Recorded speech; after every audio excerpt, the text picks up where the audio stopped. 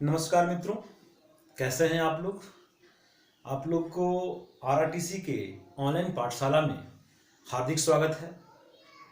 और आज हम आप लोग से बात करेंगे इतिहास के ऊपर, और इतिहास में खासकर आधुनिक भारत का इतिहास देखेंगे, मॉडर्न हिस्ट्री। और मॉडर्न हिस्ट्री में आज हम बात करेंगे यूरोपीय कंपनियों के आगमन के बारे में।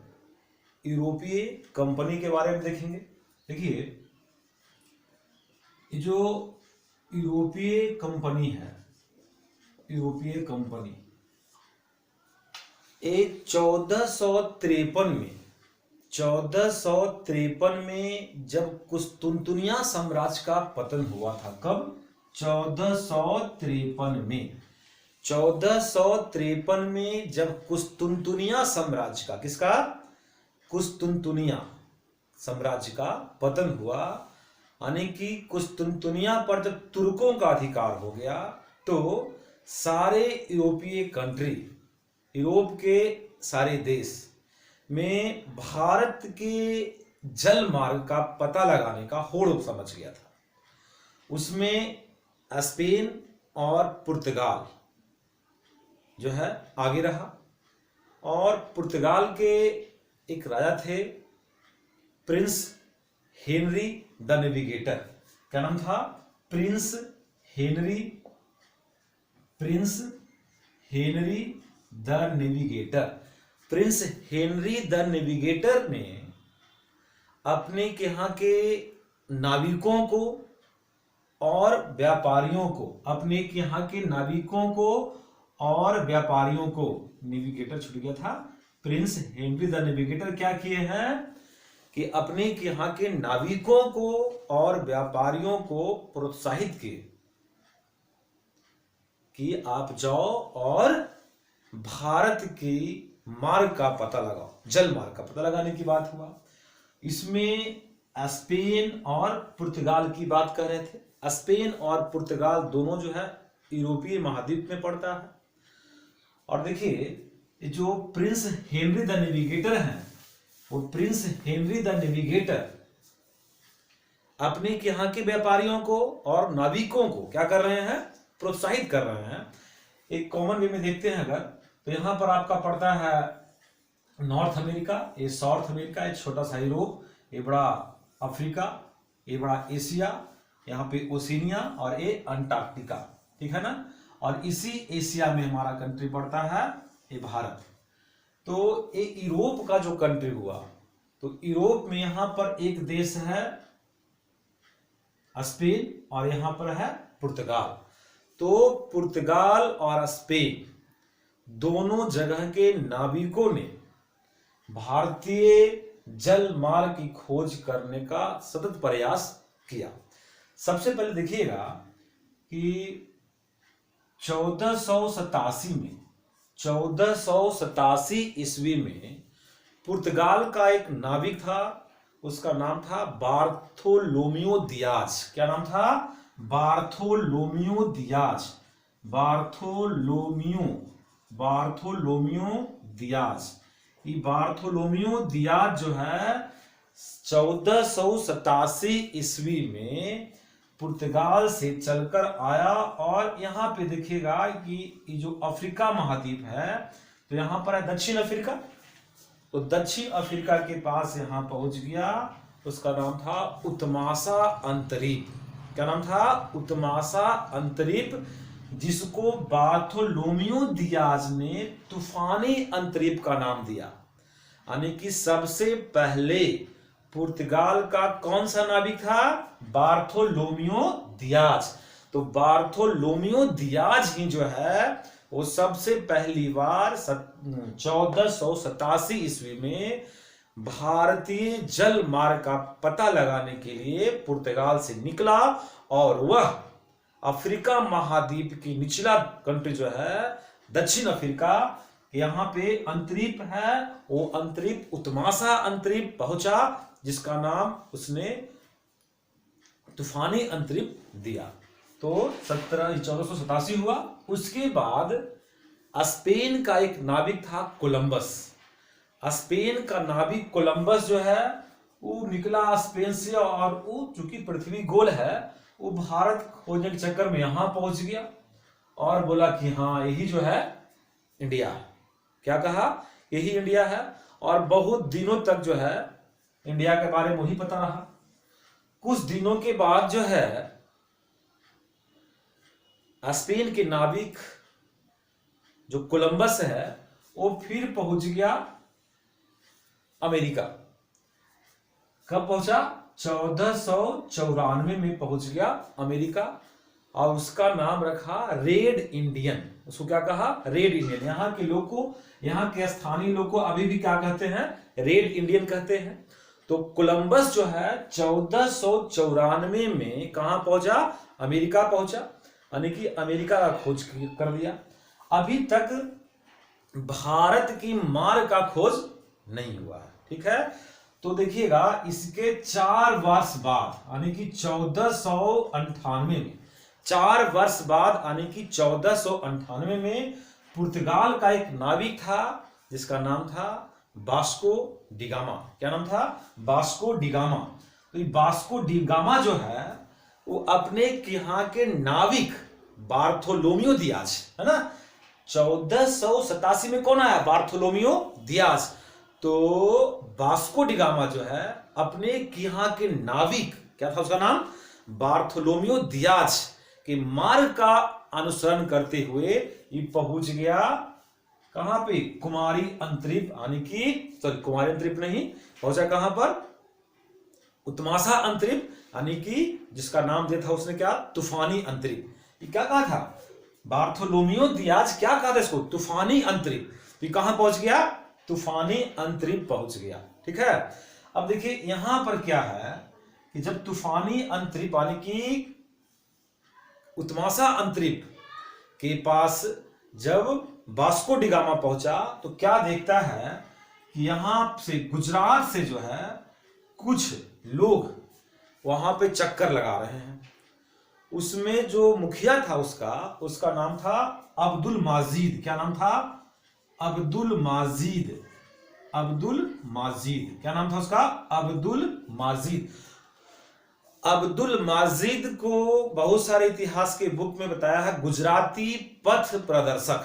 क्या बताया है? गुजराती पथ प्रदर्शक।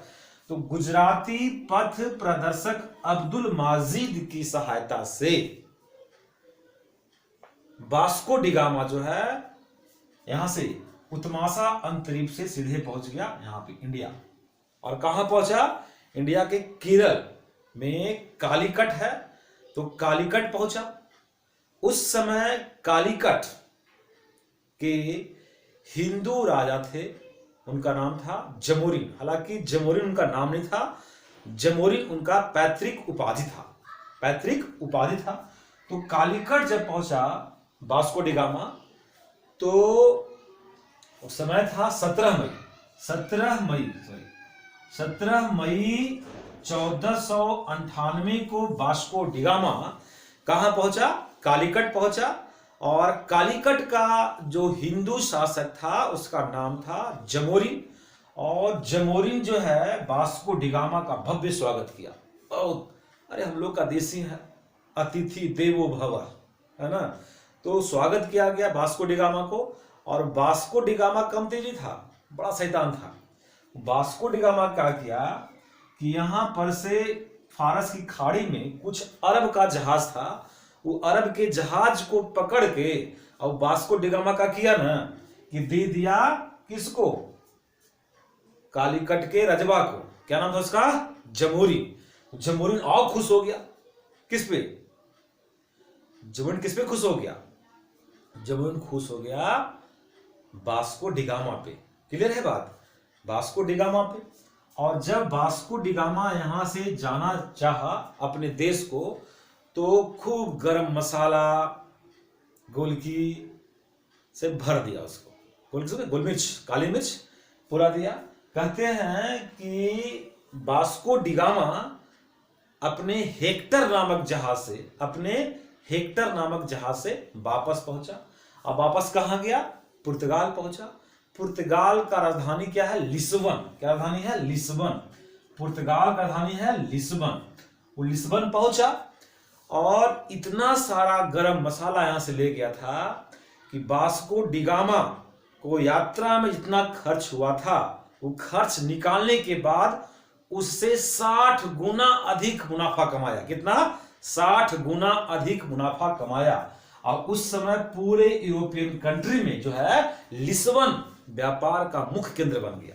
बनेगा ना? क्यों बनेगा? देखिए, जैसे यहां से जो भी सामग्री ले गया उठाकर कहां ले गया? पुर्तगाल। और पुर्तगाल के लिस्बन में वो मार्केट चला रहा, खोला होगा, दुकान खोला होगा। अब सब लोग वही पहुंच रहे होंगे, चल चल चल गरम मसाला मिल रहा है। कहां मिल रहा है? चलो भाई, तो लिस्बन में मिल रहा है। तो लिस्बन जो है उस समय क्या हुआ?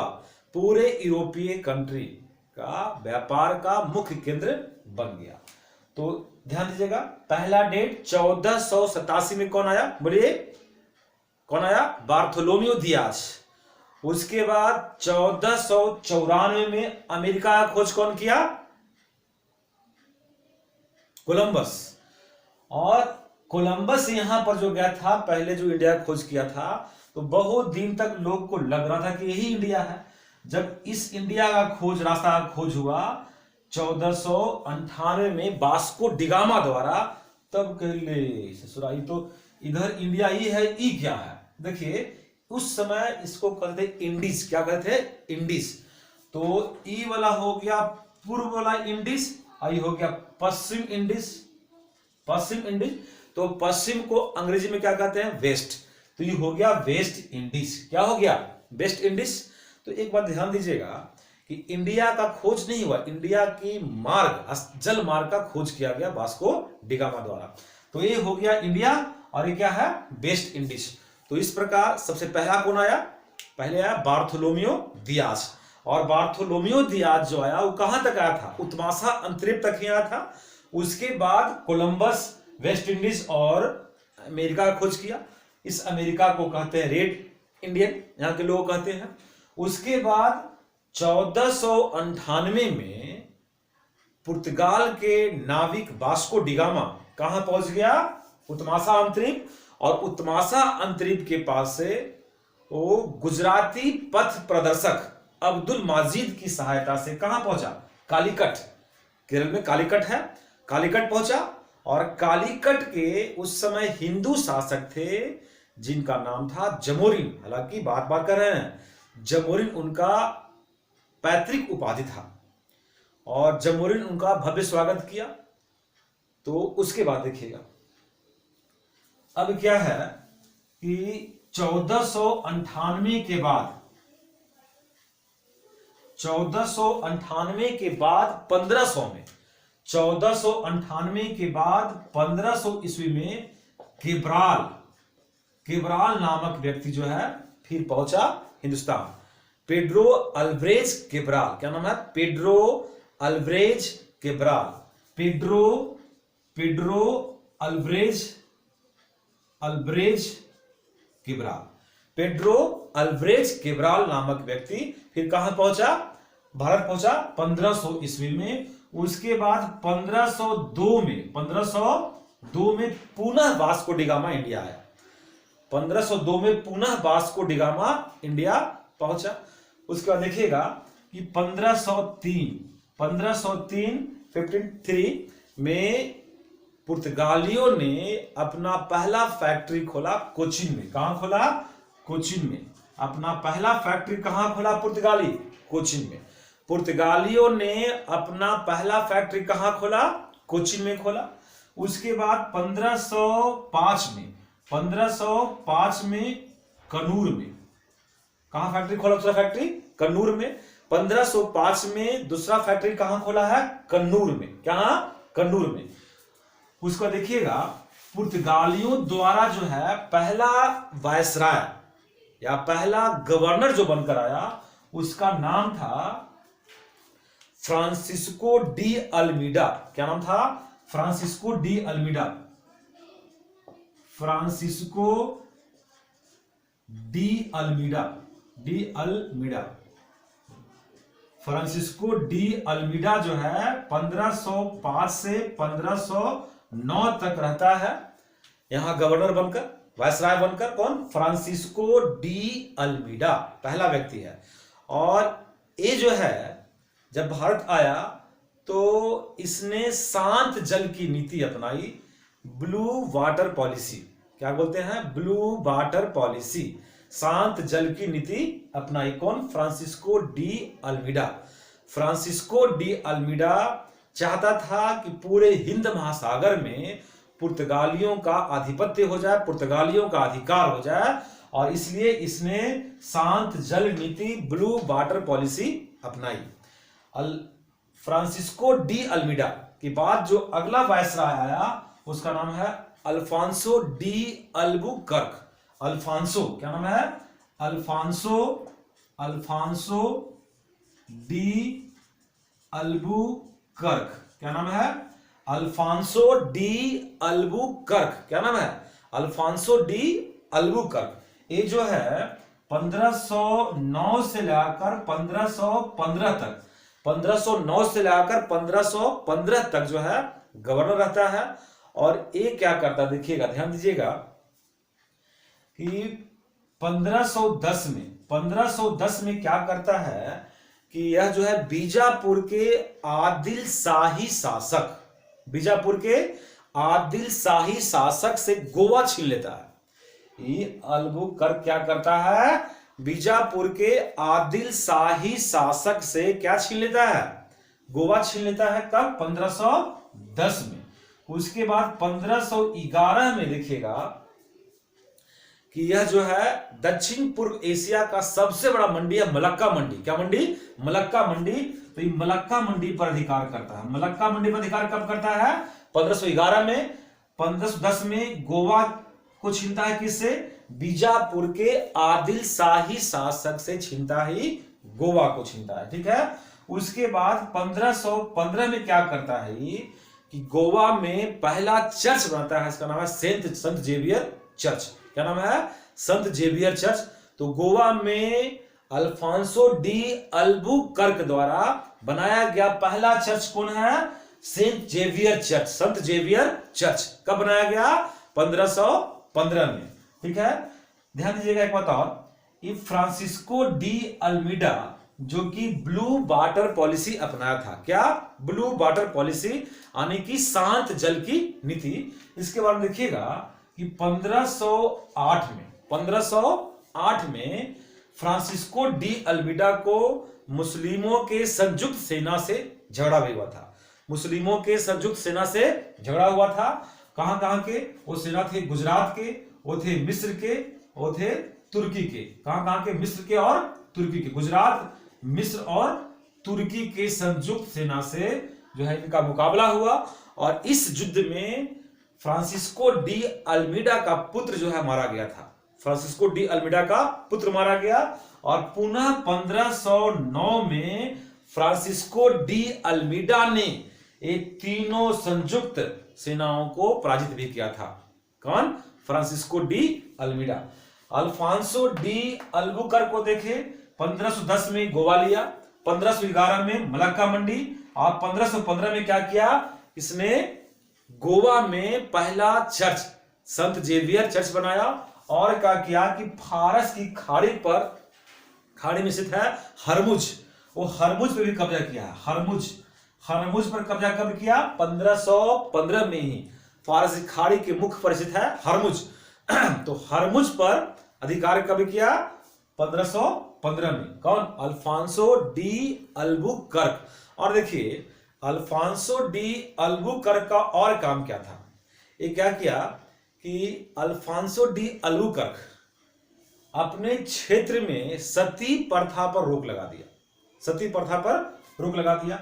देखिए उस समय तक ये सारे क्षेत्र पर इसका अधिकार हो चुका था पुर्तगालियों का, और ये सारे क्षेत्रों पर प्रतिबंध लगा दिया कि अब सती प्रथा नहीं होगा। सती प्रथा प्रतिबंध हम लोग के फायदे नहीं लगा था, इसका खुद का फायदा था, इसका नीति था। अल्फांसो डी अल्बुकर्क का नीति था कि जो भी पुर्तगाली यहां आता है यहां अस्थायी रूप से बस जाए और यहां पर पुर्तगालियों की संख्या में वृद्धि हो। इसलिए इसने क्या किया कि पुर्तगालियों को अनिवार्य कर दिया कि वह भारतीय स्त्रियों से विवाह करे।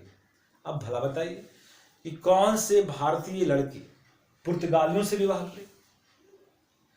इसीलिए वो सोचा कि जो महिला विधवा हो जाती है और सती हो जाती है, उसको सती होने से रोक दिया जाएगा, तो वो महिला अपनी जीविका चलाने के लिए खुद व खुद पुर्तगालियों से विवाह कर लेगी। यानी कि खुद के लिए सती प्रथा का अंत किया था, ताकि वे विधवा महिला अपने जीविकोपार्जन के लिए पुर्तगालियों से विवाह कर ले।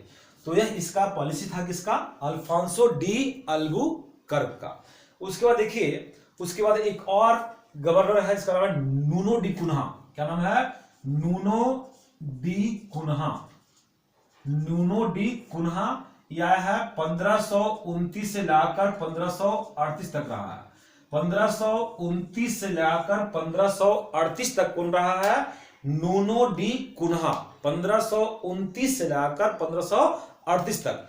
और नीनो डी कुन्हा ये क्या किया कि 1530 में नीनो डी कुन्हा 1530 में क्या करता है कि पुर्तगाल का जो मुख्य केंद्र था, पहले कहां था? पहला फैक्ट्री कहां खुला है पुर्तगाल का? पहला फैक्ट्री 1503 में खुला है कोचिन में। तो पहले कोचिन ही पुर्तगालियों का मुख्यालय हुआ करता था, लेकिन नूनो डी कुन्हा ने कोचिन से गोवा को मुख्यालय बना दिया। यानी कि कोचिन से मुख्यालय ट्रांसफर करके कहां ले गया? गोवा ले गया। और क्या किया, ध्यान दीजिएगा कि गुजरात का शासक था बहादुर शाह। आप ध्यान दीजिए, उत्तरवर्ती मुगल काल में, चाहे मुगल काल जब पढ़ रहे होंगे तो मुगल काल में देखे होंगे कि 1526 से लगाकर 30 तक तो शासन करता है बाबर, और 30 के बाद 40 तक रहता है हुमायूं, और फिर 40 से लेकर 55 तक अफगानों का रहता है सूर्यवंश का, और फिर 55 से 56 तक हुमायूं। तो हुमायूं जो है ना, वो बाध्य करता है गुजरात के शासक बहादुर शाह को। देखिएगा, वही बहादुर शाह है। बहादुर शाह गुजरात का शासक कौन है? बहादुर शाह। ये बहादुर शाह राणा सांगा की विधवा पत्नी पर भी जो है आक्रमण किया था, और उस समय राणा सांगा की विधवा पत्नी कर्मावती जो है जौहर कर लेती है। हालांकि बहादुर शाह के आक्रमण करने से पहले कर्मावती जो है अपने मुगल भाई, क्योंकि जब युद्ध हुआ था राणा सांगा और बाबर के बीच, उसका नाम था खानवा का युद्ध, तो खानवा के युद्ध का प्रत्यक्षदर्शी थी राणा सांगा की पत्नी कर्मावती। तो कर्मावती को बाबर ने अपना हिंदू पुत्री घोषित किया था।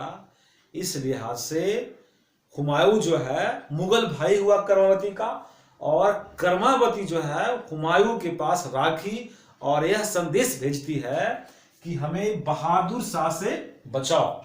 लेकिन बहादुर शाह जो है वो हुमायूं को कहता है कि यह जो है धर्म युद्ध है, और तुम इसके बीच में ना पड़ो। हम काफिरों को मारने जा रहे हैं, हम काफिर का अंत करने जा रहे हैं। इस लिहाज से वहां पे हुमायूं जो है चुप रह गया था। लेकिन बाद में हुमायूं जो है बहादुर शाह को मजबूर कर दिया था संधि करने पर, और वही बहादुर शाह जो है जिसका टेंशन किससे है? नूनो डी कुन्हा से। क्योंकि नूनो डी कुन्हा के टाइम में गुजरात के कृष्णा बेसिन पर पुर्तगालियों का अधिकार हो गया। गुजरात के कृष्णा बेसिन पर पुर्तगालियों का अधिकार हो गया। अब नूनो डी कुन्हा और बहादुर शाह के बीच, नूनो डी कुन्हा और बहादुर शाह के बीच जो है संधि हो चुका था, लेकिन फिर भी समंदर में दीवार खींचने को लेकर झगड़ा हुआ, और उस झगड़ा में बहादुर शाह समंदर में गिर जाता है और उसका मृत्यु हो जाता है। ध्यान दीजिएगा। तो किसके टाइम में? नूनो डी कुन्हा के टाइम में।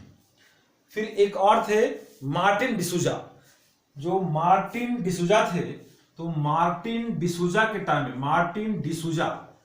मार्टिन डिसूजा के टाइम में ही 1542 में, मार्टिन डिसूजा के टाइम में 1542 में पुर्तगाल से संत जेवियर आए थे। 1542 में मार्टिन डिसूजा के टाइम में ही संत जेवियर भारत आए थे। यहां तक क्लियर बात है। और देखिए, अगर देखिए पुर्तगालियों के बारे में, तो लगातार पुर्तगाली जो है वो भारत पे कब्जा जमाए जा रहे हैं, अपने क्षेत्र में वृद्धि कर रहे हैं।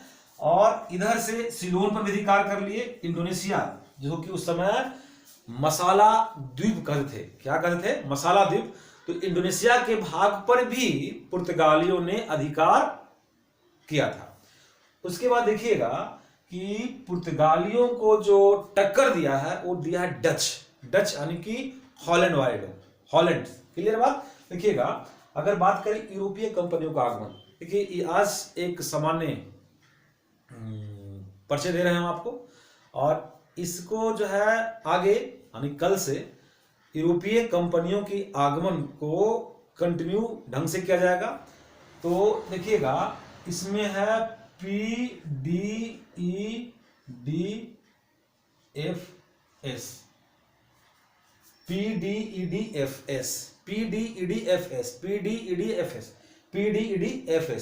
P से पुर्तगाल, D से डच, E से इंग्लैंड, और D से डेनिश, F से फ्रांस, और C से स्वीडन। ठीक है।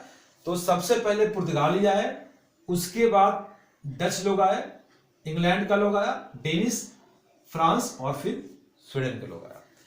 तो पुर्तगालियों को रोकने का काम जो किया वो डच के लोग किया। जब डच आया तो पुर्तगाली अपने आप का हो गया, सिमटते गए। लेकिन फिलहाल देखिए, पुर्तगाली लोग धीरे धीरे करके पूरा जो है ना पश्चिमी तट को जो है अपने अधिकार में ले लिया था। अगर देखेंगे कि जब डच के लोग आया तो धीरे धीरे इस पर अधिकार करना शुरू किया।